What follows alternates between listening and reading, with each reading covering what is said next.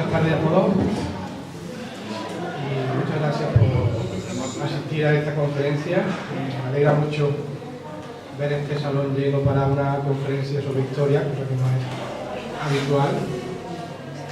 Pido disculpas porque estoy un poco resfriado y la garganta no sé si me va a permitir hacer la conferencia entera, pero espero que sí. Muchas gracias al Ayuntamiento de Monturque, al equipo de gobierno y especialmente... ¿No se oye? ¿Sí? ¿Se oye ahora mejor? Sí, sí. Muchas gracias al Ayuntamiento de Monturque, al equipo de gobierno y especialmente a la técnico de turismo del Ayuntamiento, Lourdes Zamora, por hacer lo posible para que yo estuviera aquí hoy dando esta conferencia. Quiero también dedicar esta conferencia a una persona que muy posiblemente hoy estaría sentada en el público y que, como sabéis, hace muy poquito tiempo nos ha dejado, que es Antonio Rojas, y en su memoria y recuerdo de su familia, también quiero dedicar esta palabra. Bueno, esta conferencia es el resultado de una investigación que hemos llevado a cabo en los últimos años y que por primera vez nos va a permitir conocer la historia de nuestro cementerio, el cementerio de San Rafael, un cementerio que ha sido reconocido muy recientemente a nivel turístico y patrimonial por el hecho de que, como sabéis, en el subsuelo alberga las impresionantes cisternas romanas, pero del que hasta ahora conocíamos bastante poco. Desde el punto de vista histórico, muy pocos datos, a cualquiera que le pregunten podrá dar. Entonces, la intención de esta conferencia es cubrir un poco esa laguna histórica y dar a conocer el resultado de esa investigación. Dentro de esa evolución histórica hay un punto de inflexión, un hecho que marcó para siempre a este cementerio y que influyó de forma muy importante en cómo se configuró el Campo Santo hace ya más de un siglo. Me refiero al descubrimiento de las cisternas, que, como sabéis, se produjo en el año 1885, un acontecimiento que estuvo rodeado de mitos y leyendas que todos hemos escuchado alguna vez y que se han ido repitiendo a lo largo de los años, dando por válido lo que otros nos habían contado sin cuestionarlo.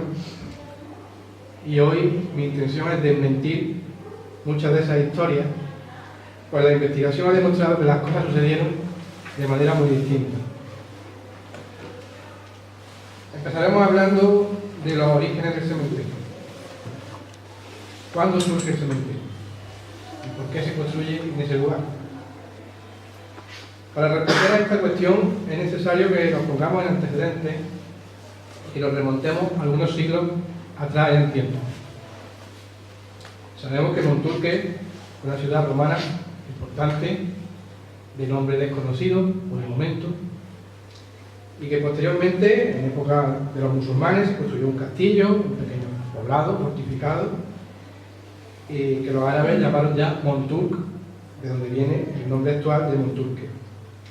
Pero hay que decir que tanto la necrópolis romana como los cementerios musulmanes siempre se situaban fuera de las murallas de la ciudad.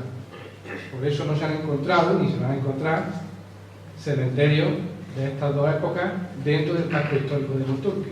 Si fuera, pues sí se han encontrado varios.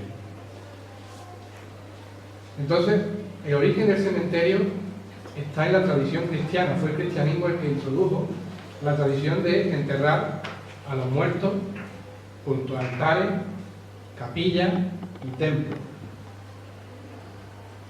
En el caso de Monturque, la reconquista cristiana sucedió en torno al año 1240 con las tropas de Fernando III y casi desde el primer momento se construiría la antigua iglesia, la actual parroquia de San Mateo, seguramente a partir del convenio que se firmó en el año 1260 entre el obispo de Córdoba y el señor de Aguilar, que era el señor feudal de estas tierras,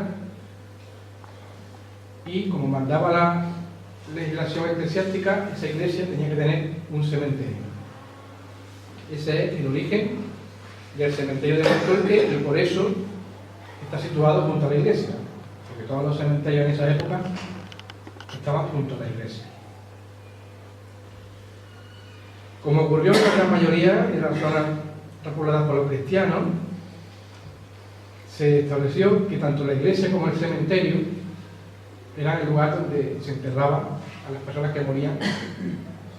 En el caso de la iglesia se enterraban a las personas más pudientes, a los miembros del clero, la nobleza, la burguesía, los grandes propietarios, y en el caso del cementerio se enterraban a los más pobres, a los esclavos, a los extranjeros y a los párvulos.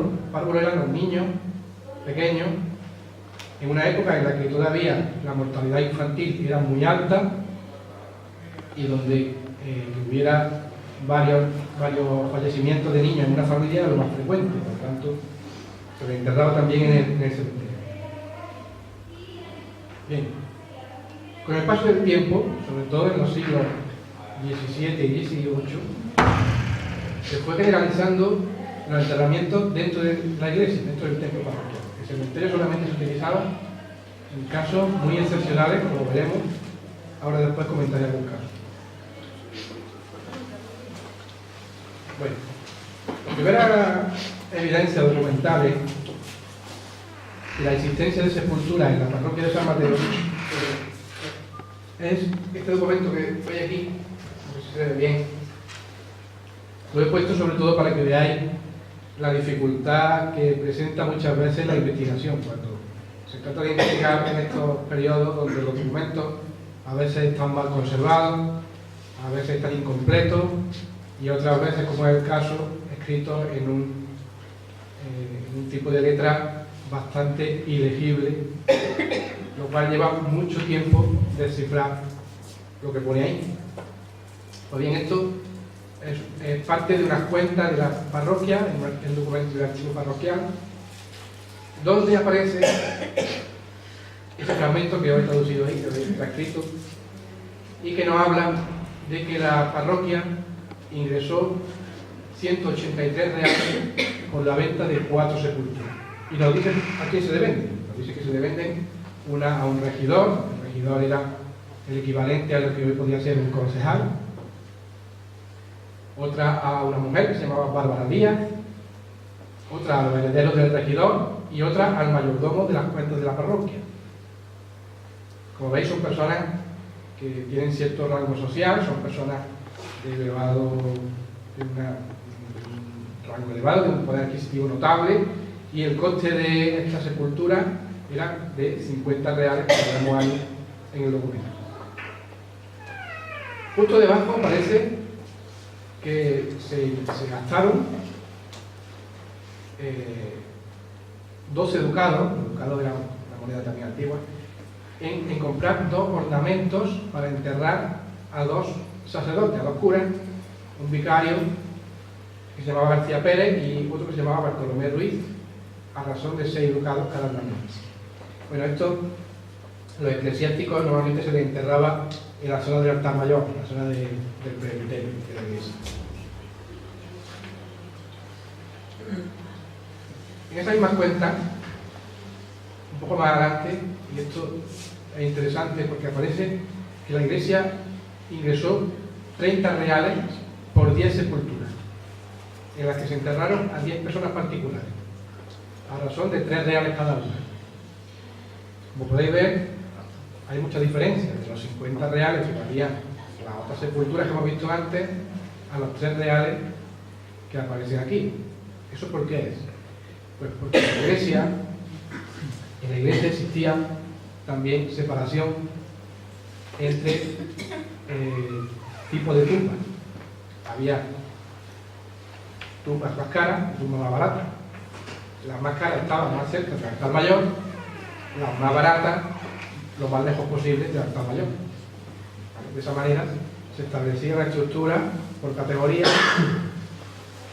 en la que cada uno se enterraba según sus posibilidades. En el cementerio los enterramientos eran gratuitos.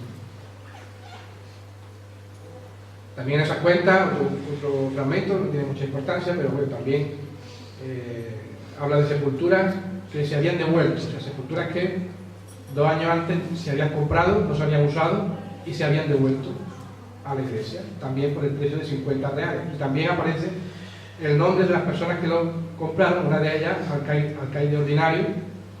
Como veis, se repite que cuando son sepulturas buenas, se nombra la persona que la compra y el cargo, y cuando son sepulturas baratas solamente pone 10 personas particulares. Bueno, todo el suelo de la parroquia estaría debidamente acotado y la sepultura se aseguraba, como ya he dicho, con una limosna, porque se llama una limosna, en función de la proximidad al altar mayor. Lo habitual es que en cada iglesia hubiera un plan como este que yo he puesto aquí, que no es de Monturque, pero es de una parroquia de un pueblo de Jaén, Santisteban del Puerto, que por sus dimensiones debía ser parecida a la de Monturque. Como veis, es una iglesia dividida en 3 naves, la nave del centro el doble de ancha que los laterales, capillas en los laterales, muy parecida a la iglesia de Monturque. Y como veis, esa cuadrícula nos pone el nombre de las personas que están enterradas ahí. Esto era muy frecuente. Aquí veis otro ejemplo, el caso de la iglesia de Torrijos, en Toledo, y en el caso de Monturque también quería ser así. Lo que ocurre es que actualmente es muy difícil imaginarse nuestra iglesia, que todos conocemos, sin bancas. Las bancas es una cosa moderna, con el suelo sin baldosa, como está ahora. Las baldosas se pusieron en los años 50 del siglo pasado, y con todo el suelo lleno de tumbas.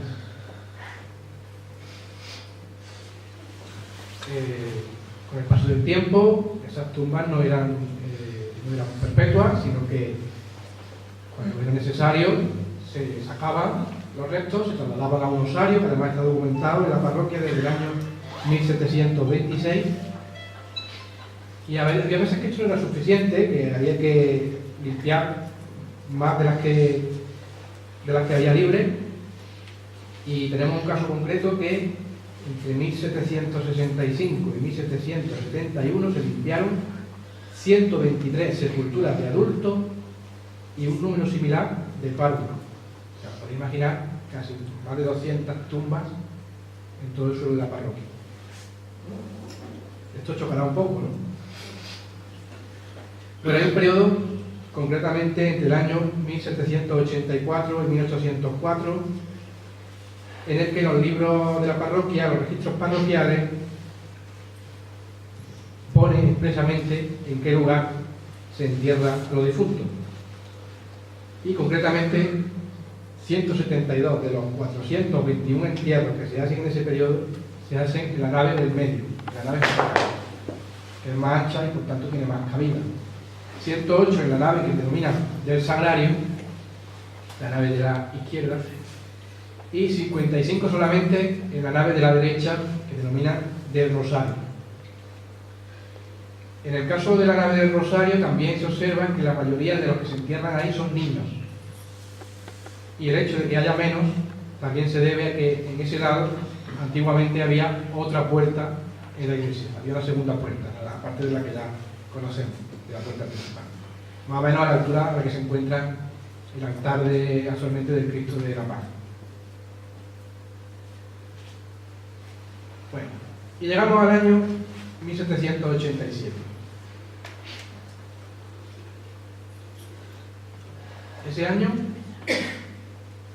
se promulga una Real Cédula, Carlos III promulga una Real Cédula en la que prohíbe los enterramientos en la iglesia y en la que pide, o ordena más bien, que los cementerios se hagan fuera de la ciudad. Esta orden aquí en Monturque no tuvo ningún efecto, ni aquí ni en muchos sitios. El cementerio sigue estando donde estaba y la gente sigue enterrándose en la parroquia, al menos hasta 1804. Voy a comentar algunos casos curiosos que, analizando los registros parroquiales, se encuentran a veces algunas cosas muy curiosas. Y llama la atención que en el periodo que antes he comentado, en el periodo de 1784 a 1804, de los 421 entierros que se cuentan en esos años, solo uno se hizo en el cementerio. Los demás todos en la iglesia.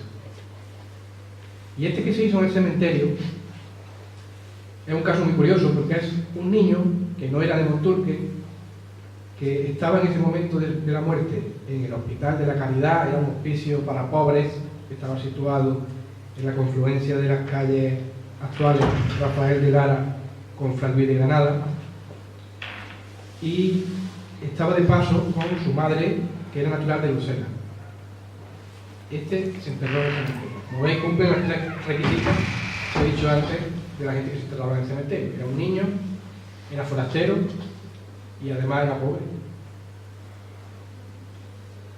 Sin embargo, no siempre los entierros que se llamaban de caridad no siempre se hacían en el cementerio. Tenemos otro caso interesante y muy curioso de un hombre que se encontró muerto en el campo, natural de Rute, y que se enterró el 1 de abril de 1796, y dice literalmente, en la nave del medio de la iglesia, debajo de órgano. El sitio menos visible que podía haber en la iglesia, debajo de órgano. Eso para que veáis un poco cómo se aprovechaba el suelo de la iglesia hasta el último rincón. Bueno, como digo, como venía diciendo, la Real Cédula de Carlos III no tuvo ningún efecto aquí en Monturque, ni siquiera se comenta en la acta del ayuntamiento, y hubo que esperar hasta el año 1804 para que se suspendieran los ayuntamientos de la iglesia. Este año suceden varias cosas muy interesantes que paso a contar a continuación. En abril de 1804, Carlos IV vuelve a publicar la misma orden que había publicado su padre y vuelve a recordar, vuelve a pedir que se suspendan los enterramientos en la iglesia y que se construyan cementerios fuera de la ciudad. En junio de ese año se publican también unas reglas para que se construyan cementerios en todos los pueblos del reino. En Monturque sucede también algo curioso. El 23 de noviembre de 1804 toma posesión un nuevo corregidor. El corregidor venía a ser la máxima autoridad civil del pueblo, en este caso nombrado por el marqués de Priego, que era el señor feudal, y se nombra a Juan de Padilla y Ortiz como nuevo corregidor el 23 de noviembre. Solo 3 días después se hace el último entierro en la parroquia de San Martín.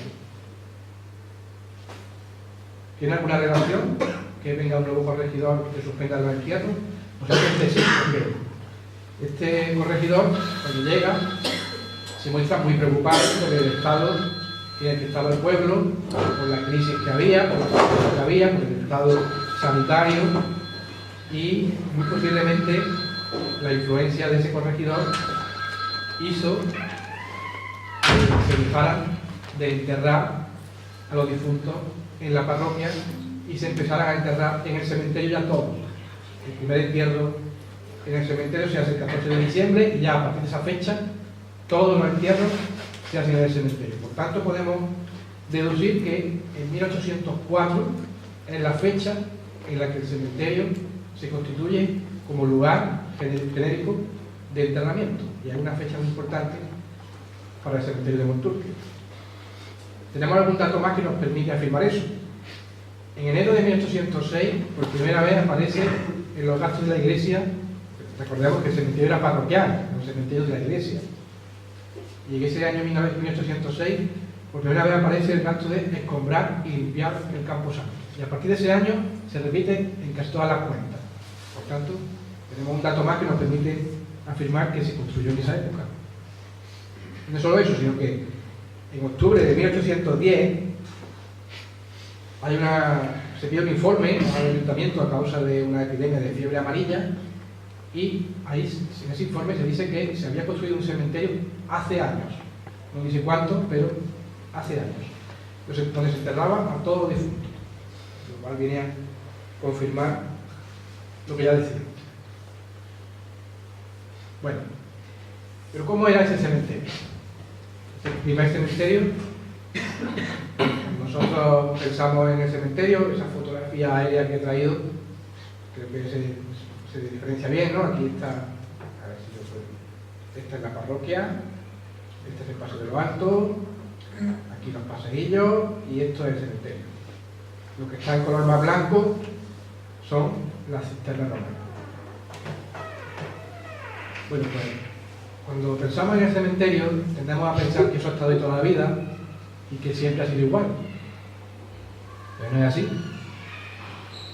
Sabemos que el cementerio en el año 1804 tenía una superficie aproximada de 300 metros cuadrados y ocupaba un área muy pequeña, prácticamente la 10ª parte del cementerio actual, y es el trozo que he marcado aquí en color verde y que, como veis, no tiene nada que ver con el cementerio actual. Fijaros que está separada de la iglesia por una vivienda. Ahí había la vivienda, lo que hoy día son los salones parroquiales, la vivienda del sacristán, que vivía junto a la parroquia y el cementerio. Y el acceso al cementerio tampoco se hacía por el lugar por donde se entra hoy día, sino que se hacía por un camino que salía justo a la iglesia y que llegaba al cementerio por lo que actualmente es una cochera que también pertenece a la parroquia, que se utiliza ahora por la parroquia y que está al lado del cementerio. Ese era el antiguo acceso.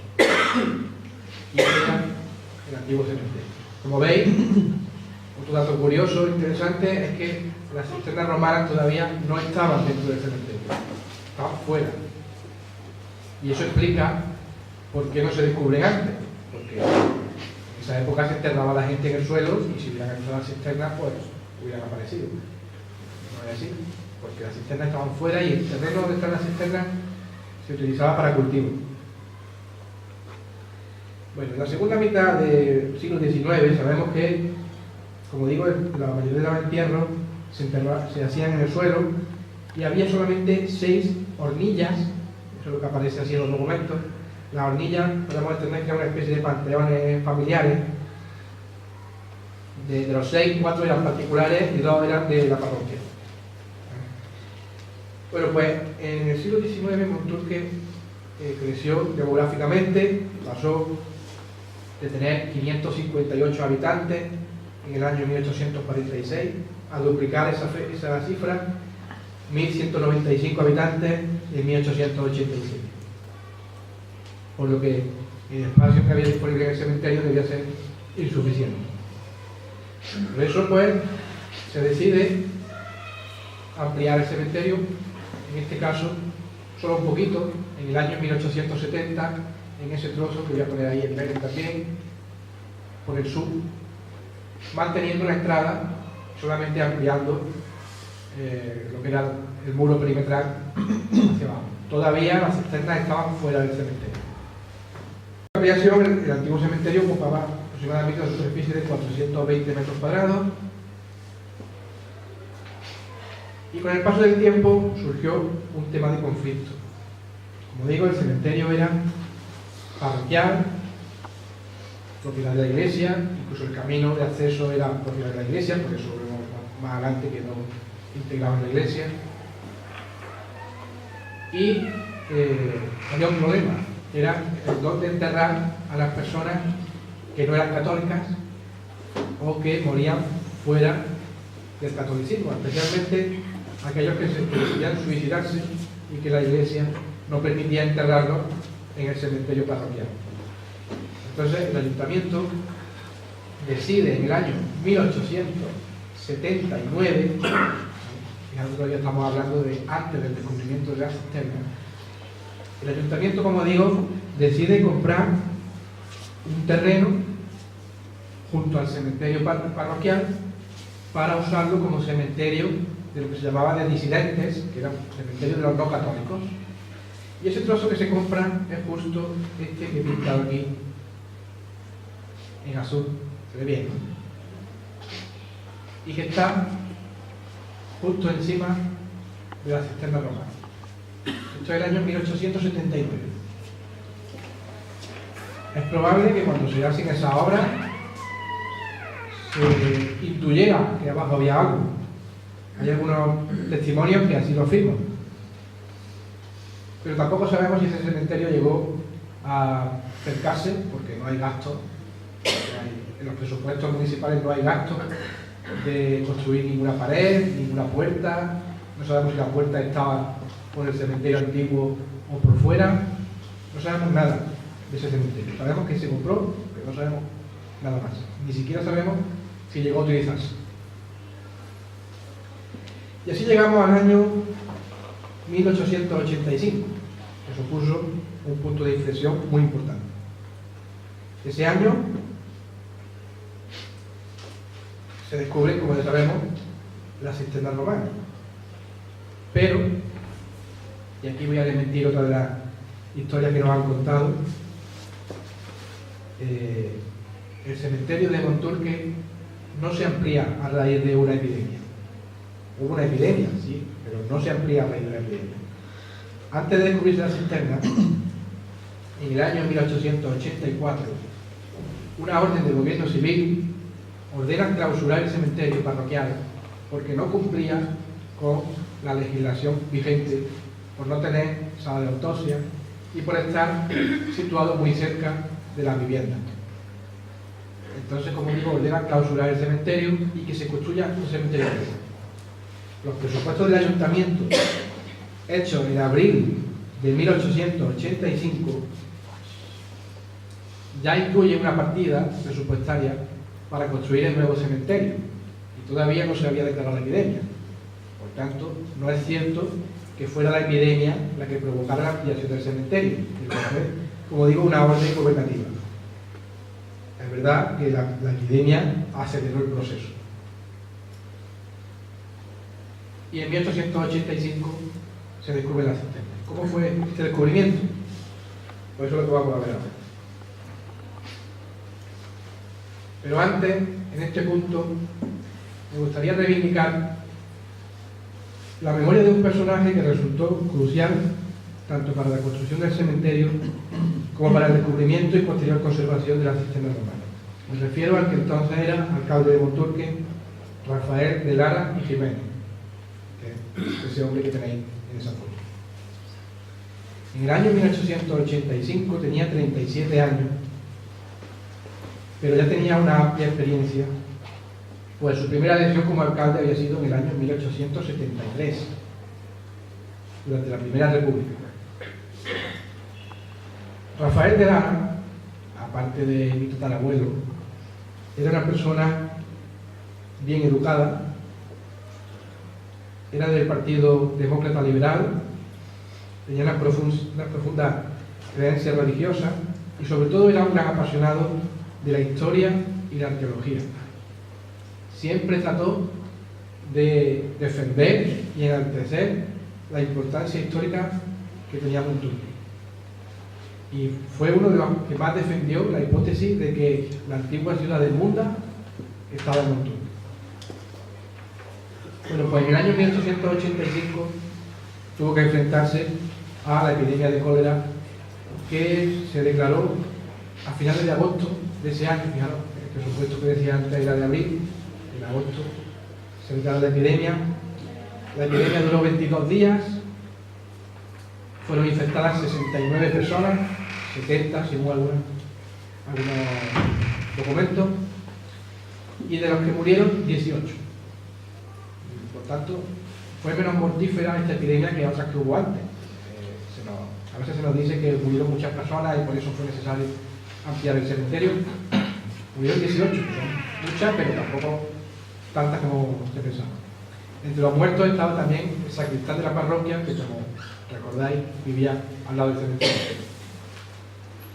Bueno, pues cuando se declara la epidemia, las medidas que se toman: cerrar los colegios, fumigar las viviendas de las personas que habían sido afectadas, quemar sus enseres, prohibir los alimentos que vinieran de sitios que también estaban infectados y construir una fosa para enterrar a las víctimas de la epidemia.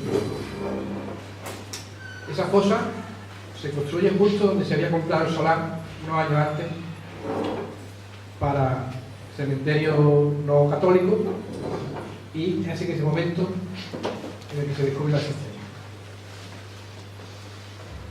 Bueno, hasta ahora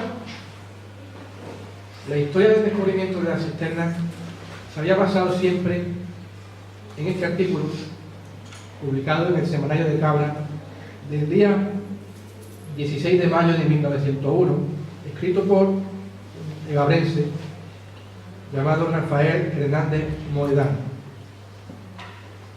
Este escritor, que además era profesor del Instituto de Cabra, hace una crónica en la que explica cómo, según él, ocurrió el descubrimiento de la cisterna, y esa es la historia que hasta ahora nos han contado. Que se hizo una fosa, se descubrió la cisterna, que el pueblo entero subió a buscar los tesoros ocultos que estaban escondidos. ¿Han escuchado eso alguna vez? Ya les digo que es falso. No fue así. Solo 2 meses después de que se publicara este artículo, Rafael de Lara, el alcalde, publica otro artículo que hasta ahora había permanecido escondido, no se conocía su existencia, en el Diario de Córdoba. En ese artículo critica muy duramente a Rafael Hernández Mohedano por las cosas que había dicho que no eran como habían pasado.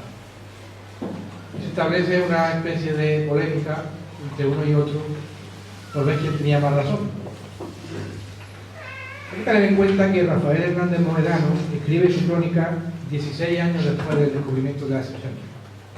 Él no había sido testigo. Él escribió lo que le habían contado. Rafael de Lara sí había sido testigo, era el alcalde.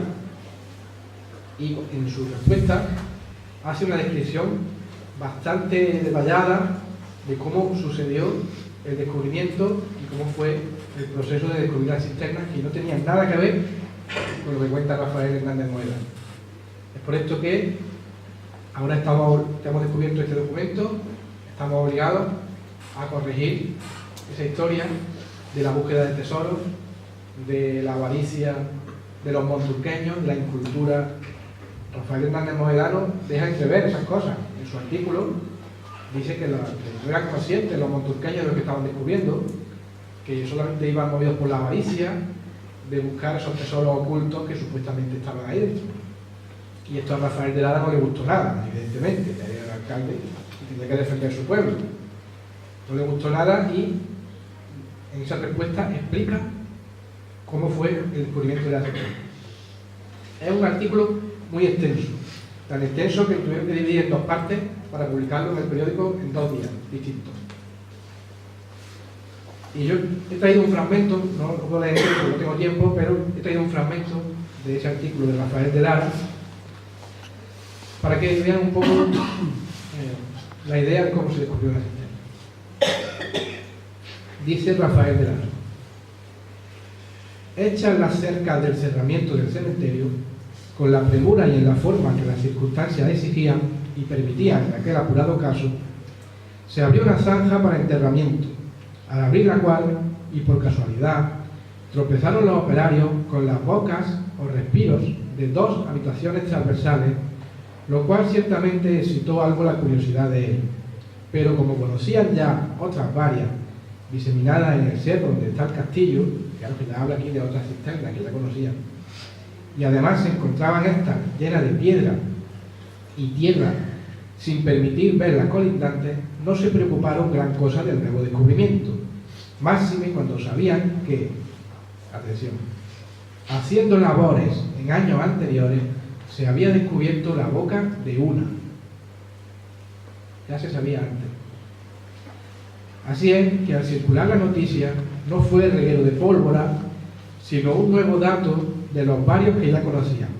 Y tanto por esta circunstancia muy esencial, cuanto por el sitio y ocasión en que se descubriera, acogimos toda la noticia con perfecta tranquilidad, no por ser refractarios a los descubrimientos arqueológicos, sino por el lugar y momento de su descubrimiento.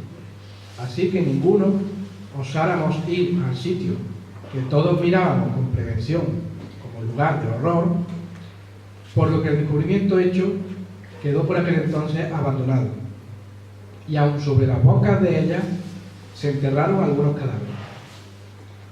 Al año siguiente, tranquilos ya los ánimos y teniendo necesidad de continuar la obra que las circunstancias apuradas del año anterior no habían permitido completar, dispuse los trabajos conducentes al objeto. Y no olvidado ni abandonado por mí el descubrimiento del año anterior, hice un estudio detenido del terreno y posición de las dos habitaciones antedichas, por más que de estas no se veía más que la parte alta de la bóveda, por estar llena de tierra. Y persuadido de que aquella construcción no podía ser en la forma con que aparecían aquellas dos habitaciones, comuniqué mi pensamiento a mi ilustrado y queridísimo amigo, el entonces párroco de esta villa, don Francisco Carmona, el cual, convencido de mi razonamiento, me acompañó, en unión de otros, al cementerio, y tomadas las medidas que me sugirió mi mente, tuve la satisfacción de ver coronadas mis acertados cálculos con el descubrimiento de las bocas o respiros de otras tres, que tenían sobre ellas más de 1 metro de tierra, estando una de las descubiertas con 1 metro de agua perfectamente pura y cristalina, que, principiando por el señor cura, bebiendo todos los concurrentes y la hallaron dulce y agradable. Como veis, es bastante detallado, es mucho más largo, esto es solamente un fragmento, pero explica muy bien cómo fue ese descubrimiento. Nada de búsqueda de tesoros, nada de la gente corriendo a excavar. Tened en cuenta que había una epidemia de cólera, que la gente no quería ir al cementerio. De hecho,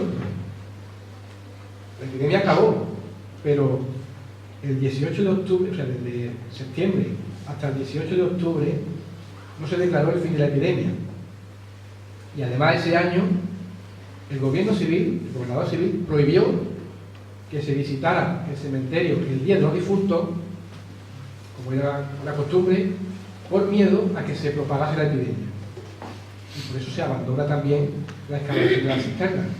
Por tanto, como ya veis, nada de ir corriendo al cementerio a buscar nada, porque allí no quería nadie.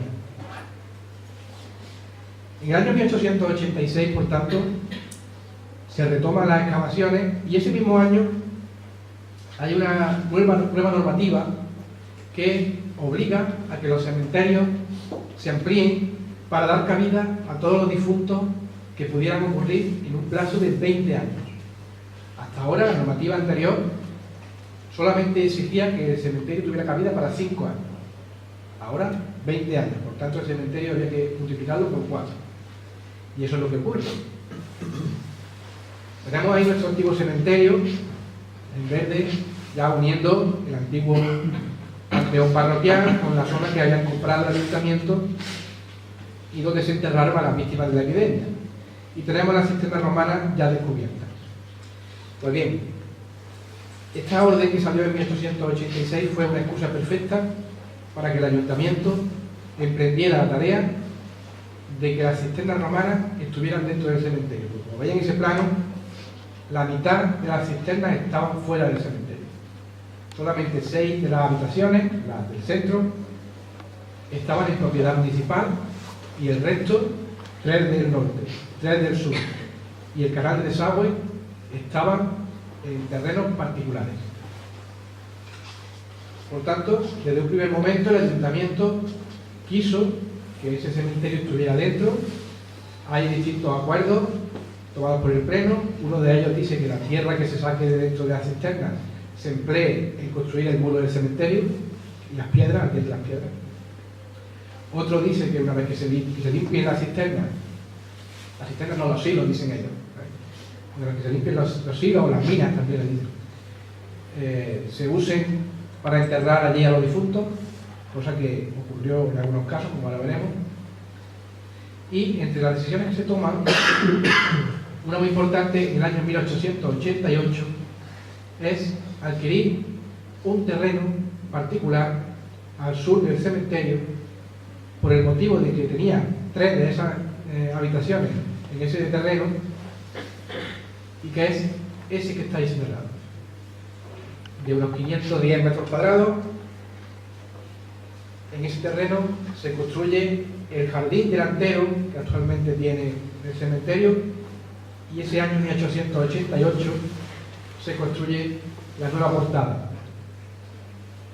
La portada, que es la misma que se conserva actualmente en la entrada del cementerio y que fue hecha por un vaporista de Lucena que se llamaba Francisco González Sánchez.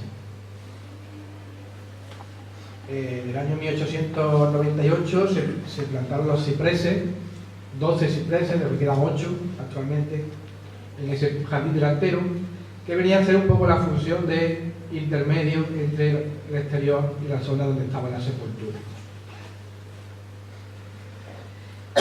En 1890 se construye el templete, el famoso templete que todos hemos visto y que sirve de acceso a las cisternas. Pues ese se construye en 1890. Está perfectamente documentado. Y ahí se instala también la sala de autopsia. Se entraba por un lado a la sala de autopsia y por otro lado se bajaba a la cisterna, que también empezaron a utilizarse para distintos usos, como ahora veremos. Antes de 1892, en ese periodo de tiempo entre 1888 y 1892, se adquiere también la parte de arriba, la parte de las 3 cisternas que quedaban y que estaban fuera, se compra ese año. Bueno, y como digo, las cisternas, una vez que estuvieron limpias, tardaron 4 años en limpiarse, en sacar todo el escombro, toda la tierra, en construirse después el templete y la escalera que daba acceso a las habitaciones subterráneas. Pues en el año 1893 se empiezan a utilizar las cisternas como lugar de enterramiento. No era una zona de tumbas ni de nichos, era una zona de urnas cinerarias, es decir, un lugar donde se trasladaban los restos una vez que habían sido convenientemente reducidos procedentes de otra sepultura, al transcurrir algunos años después del primer enterramiento. Y este lugar, concretamente, era la sala central de la sala primera de la nave central. Y ahí veis como todavía se ve en la pared la cuadrícula donde estaba ubicado esa urna cineraria.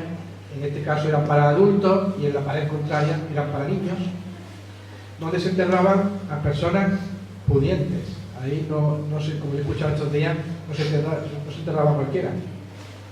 Solamente se enterraban personas pudientes y solían ser bien miembros de la corporación, sus familias, médicos, gente de cierto renombre.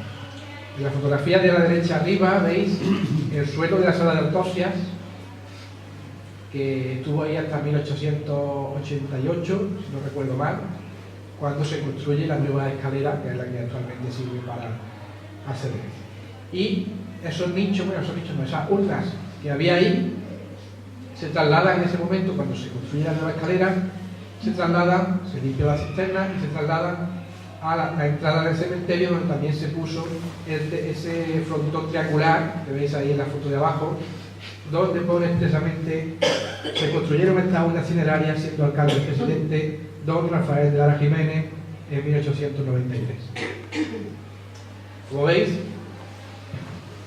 por un lado se quiso conservar la cisterna, integrarla en el cementerio, pero por otro lado también se le buscó una utilidad práctica destinándola a parte del cementerio, y esto hay que enmarcarlo dentro de la mentalidad de la época. Estamos hablando de hace más de un siglo. No había ninguna ley de excavaciones arqueológicas, ni de patrimonio cultural, ni nada que dijera que eso había que protegerlo. La protegieron, pero dándole uso.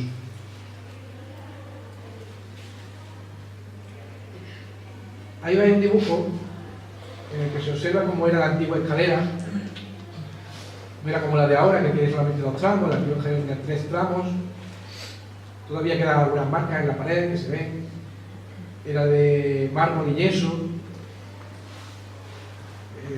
Muy cuidado, una cosa muy bien hecha, ¿no? Y procurando siempre darle al sitio una categoría, ¿no?, propia del uso que le querían dar, ¿no? Si querían que eso fuera un panteón para personas pudientes, lo normal es que utilizaran también materiales nobles, el mármol, la piedra, para construir esa escalera y esa urna cineraria. Eso ocurrió en la nave central. En la nave de la izquierda, la última cámara se usó como osario.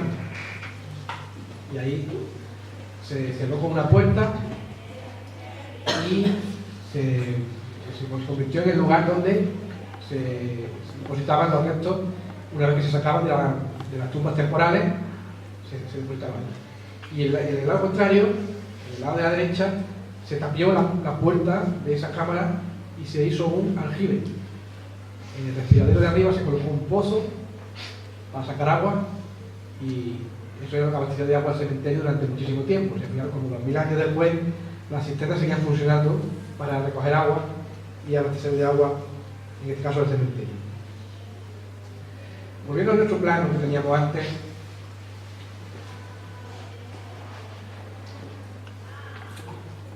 ya tenemos en verde el cementerio que se había ido ampliando, tenemos el jardín delantero y se siguió ampliando el cementerio.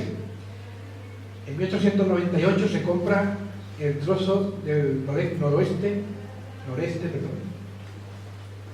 donde actualmente está lo que se llama el patio de los Arcados y la zona del parvulario, donde están los enterramientos del párvulo. Nuevamente vemos el interés del ayuntamiento en integrar las cisternas dentro del cementerio, porque fijaros la forma tan peculiar que tiene ese trozo. Se adapta perfectamente al canal de desagüe. No es cuadrado, no es un trapecio y sigue la línea perfecta del canal de desagüe. Solamente compraron la parte que contenía el canal de desagüe. Año siguiente, en 1899, ya se amplía todo el resto hasta ocupar prácticamente lo que hoy día conocemos como cementerio. También terreno donde hoy se encuentra el Museo Histórico Local. También se compró en esa época, aunque no sabemos si llegó a utilizarse como cementerio, porque en las fotos aéreas de mediados del siglo pasado, como podéis ver ahí, aunque se ve un poco borroso, pero se ve que el cementerio estaba formado por un cuadro algo grande, otro más pequeño, y el trozo ese donde está el museo, que es, voy a marcar aquí, justo lo veis, no está dentro del cementerio. ¿Veis que el muro está aquí? Y de esa forma el cementerio tiene una forma,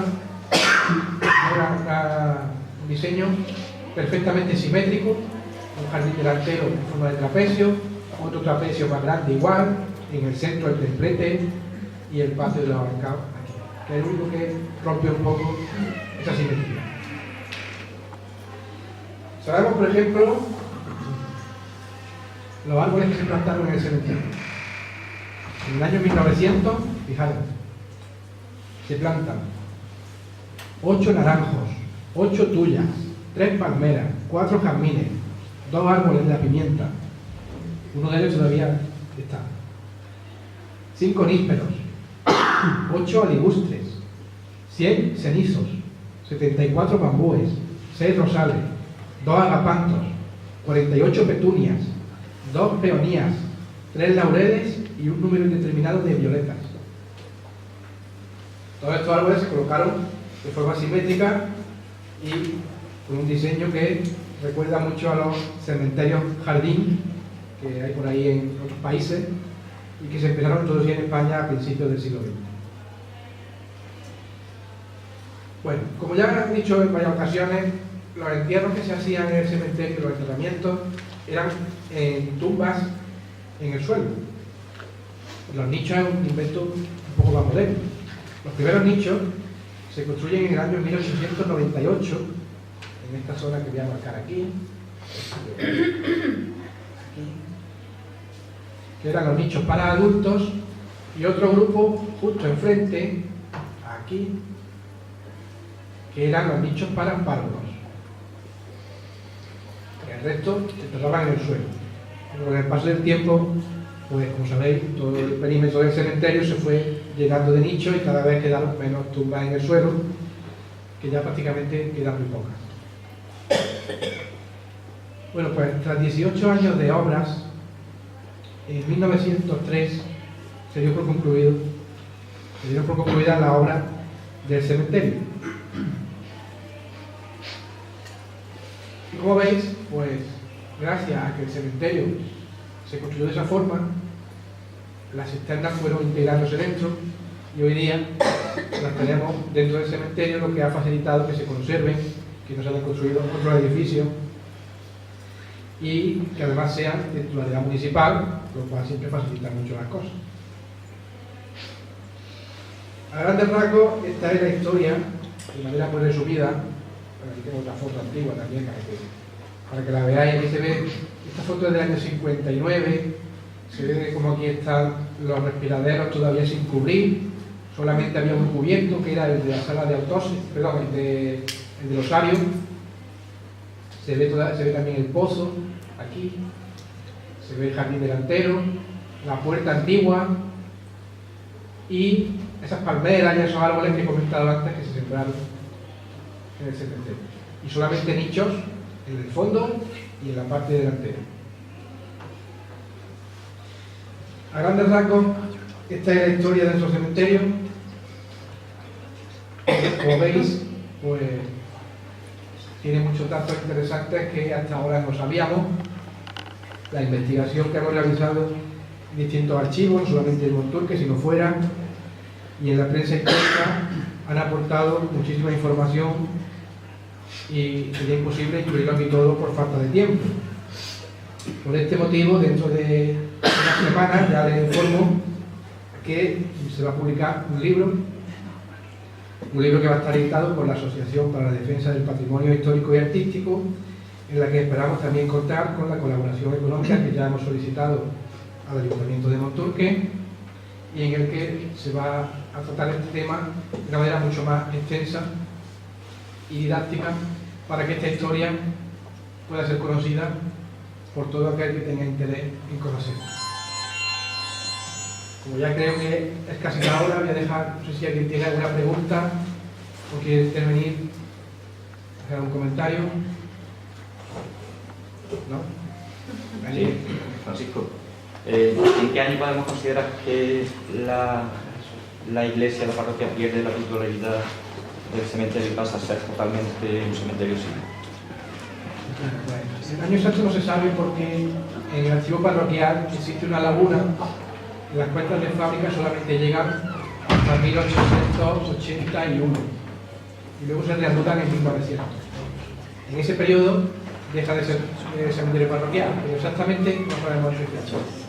Posiblemente a raíz de la construcción del nuevo cementerio en 1885 había negociaciones con el obispado para integrar el antiguo cementerio parroquial en el nuevo cementerio y dejaría de ser parroquial, convertirse ya solamente en municipal. ¿Alguna cuestión más? ¿Cuántos metros cuadrados tiene el recinto del cementerio? Unos 3.000, más o menos. Actualmente 3.000 y algo. ¿Hubo en Monturque algún otro cementerio que no fuera este? Se sabe que hubo enterramientos en otros sitios, pero no en cementerios como tal. Se sabe, por ejemplo, y eso te lo puede contar Paco, porque él lo ha investigado, que en las antiguas ermitas de San Sebastián y Santa Ana, San Sebastián estaba en la plaza de Andalucía, la actual Plaza de Andalucía, cerca de tu casa, y Santa Ana, que estaba en el Paseo de la Fuente, en el Paseo de Abajo. Se sabe que en el año 1691, creo que es el año de la epidemia de peste, se enterraron allí algunas víctimas de la epidemia, no como cementerio, yo creo que más bien, o bien en la ermita o en algún parque que tuviera la ermita, pero no como cementerio. No se sabe en ningún otro lugar. También algún caso en la ermita del Santísimo Cristo, pero como cementerio no. ¿De qué forma ha llegado a tu mano eso del artículo de Diario de Córdoba? Pues buscando mucho. Persiguiéndolo. A veces por curiosidad, por casualidad. Buscando otras cosas te encuentras lo que no estabas buscando y te resuelve la papeleta. Otras veces buscando mucho. Ya os digo también que en el libro que se va a publicar, como ya he dicho, se van a transcribir íntegramente todas las cartas de Rafael Delante, para que eso esté publicado y se conozca. Son muy interesantes y merece la pena leerlas. ¿Más cosas? ¿Rafael de Lara está enterrado en ese cementerio? No. ¿No? En este cementerio están enterrados sus padres y su mujer ¿Una hermana? y su otra familia. Pero él compró uno de esas unas cinerarias que hay abajo, que había abajo en la cisterna. Él compró una, seguramente para él y su mujer. La ocupó su mujer, pero él no la ocupó porque él murió en Andújar en el año 1924. Le pilló allí y fue enterrado allí, en Andújar. De hecho, en la partida en el registro civil de Andújar aparece que fue enterrado allí en Andújar. No fue enterrado aquí. Quizás su deseo hubiera sido enterrarse aquí, pero no fue. ¿Los que enterraron en la parroquia que están todavía enterrados o los sacaron? Eso sabe. Es posible que si se excava en la parroquia, se Puedo yo asegurar que sí que se hay veces que se han hecho obras en la parroquia y se han encontrado restos de huesos. Es posible, pero es posible también que cuando se dejan de enterrar en la parroquia en 1804, paulatinamente fueron desapareciendo los enterramientos y se fueron trasladando los restos a un rosario. Quizá quede alguno, pero Francisco Javier, cuando se ampliaron las puertas, había restos. había restos. Sí. Es probable que quede alguno todavía por allí. Adelanta lo de la crista, Eso. Lo de la crista. Sí, bueno, y no lo he comentado, ya digo que son muchos datos que no me daba tiempo de incluir, pero sabemos, por ejemplo, que en 1805 se enterró un niño en la cripta que había bajo el camarín de la Soledad. En la cripta que hay una habitación debajo, allí se enterró un niño en el año 1805, que además era el hijo del corregidor este que he citado antes, se enterró allí. Más cosas. Gary, que estoy dispuesto a responder, ¿no? Bueno, cuando termina la obra del cementerio, podemos decir que el cementerio, aparte de la función que tenía, prácticamente era un jardín. Sí, el cementerio ha visto un montón de árboles y de plantas que se plantan, además de forma simétrica, y bordeando eran como unos grandes cuadrantes rodeados de árboles, y las tumbas estaban dentro de esos cuadrantes. Entonces era como una especie de parking que era muy propio de los cementerios franceses, sobre todo de finales del siglo XIX, y que aquí pues se ve que lo quisieron hacer así, quisieron dar esa forma, y es muy parecido a la como que tiene actualmente, aunque los árboles no son los mismos, salvo algún caso.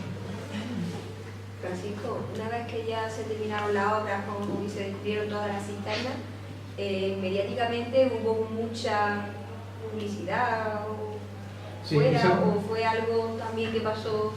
Eso también lo vamos a decir en el libro. En esos primeros años hubo muchísimas visitas de muchos curiosos, pero también de muchas personas importantes, arqueólogos, políticos, gente muy importante que vino aquí a visitar el monumento que se había descubierto, porque claro, en aquella época aquello llamó la atención, aunque no fuera un pueblo pequeño y no tuviera mucha relevancia, pero sí que hubo dentro del mundo de los eruditos, de la gente que más o menos estaba interesada en el tema, sí que hubo bastantes visitas, muchas de ellas las vamos a desvelar en el libro que se va a publicar.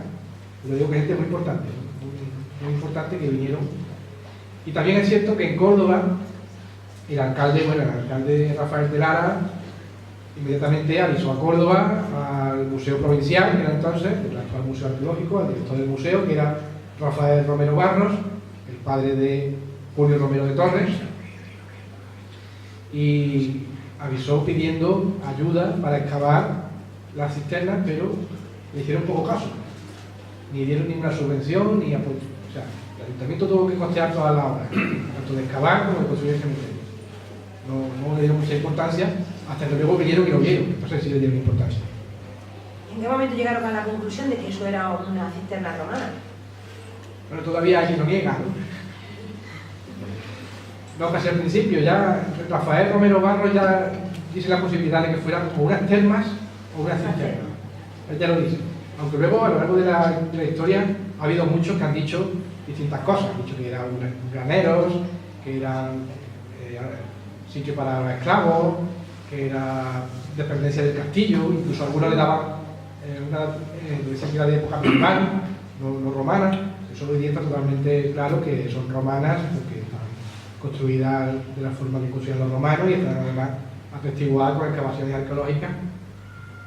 Pero durante muchos años se dudó, no se sabía bien la época, aunque desde el principio ya se sospechaba que eran cisternas romanas, aunque había quien decía que no. Se guardó el libro que había a la bajada donde firmaban las visitas, se guardó. Me consta que existe el libro ese, pero no sé dónde está. No sé si se guardó, no se guardó, no lo sé.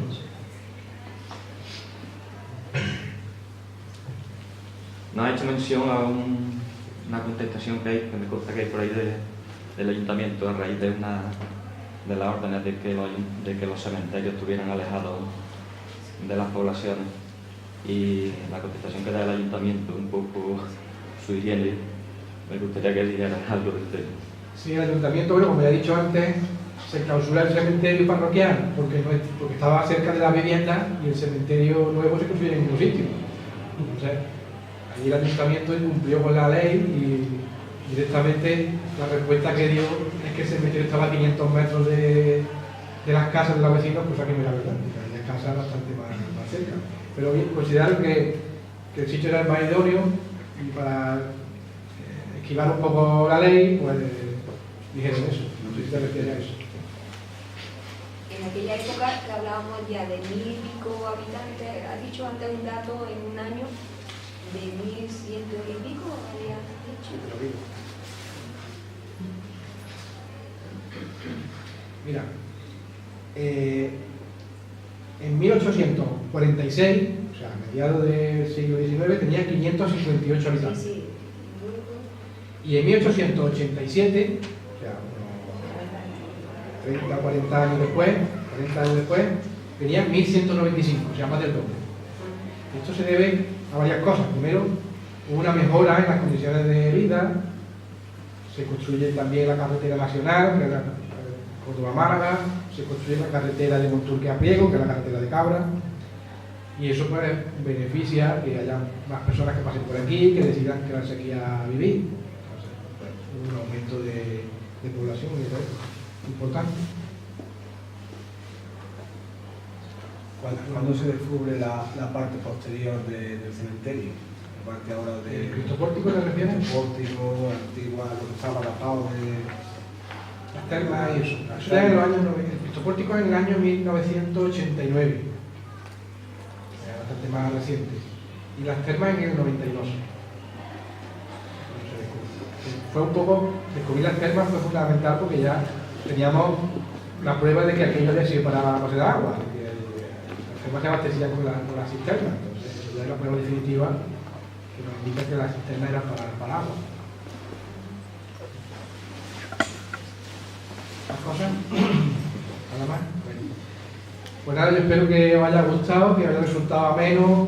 He intentado no ser muy aburrido en algunos datos así históricos y eso. De todas formas, voy a dejar ahí mis datos de contacto por si alguien quiere alguna otra cosa, alguna consulta o algo. Pues yo encantado de responder las respuestas y como digo, pues dentro de muy poco tiempo, de aquí a una semana, estamos ya con las pruebas de imprenta y eso. Y en muy poco tiempo saldrá un libro en el que todos estos temas se van a tratar con mucha más extensión, porque espero que también sea de vuestro interés. Así que nada más, muchas gracias y hasta la próxima.